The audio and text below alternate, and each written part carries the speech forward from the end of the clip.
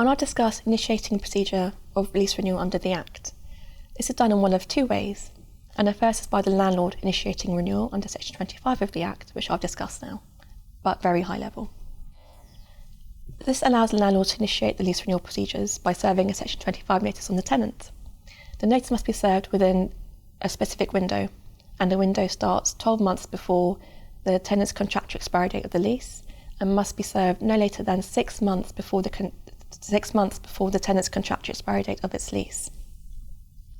I've developed a small example which I'll work through with you later on in this section.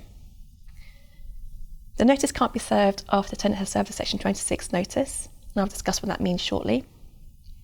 The landlord must comply with various statutory requirements, which I won't discuss, but if you need to have more detail on this, please contact your law works contact. The landlord's notice must also contain the proposed termination date for the tenant's current lease, and this can't be a date earlier than the tenant's contractual expiry date of its lease. The notice must be served by the tenant's competent landlord, and I'll discuss shortly what this means in the next section.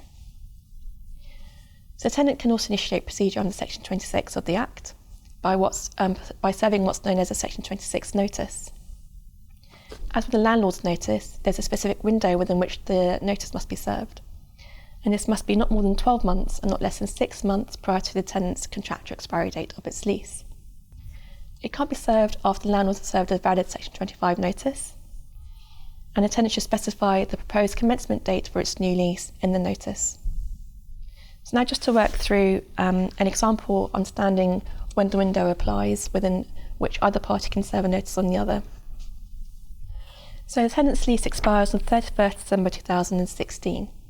The relevant window here where either party can serve a notice on the other starts on the 1st of January 2016, being 12 months before the contractual expiry date, and the 30th of June being 6 months before the contractual expiry date of the lease. So the first example is if the landlord serves a Section 25 notice on the tenant on the 31st of August 2015. This is served 15 months prior to the tenant's contractual expiry date of its lease and will be deemed invalid if it's been served too early.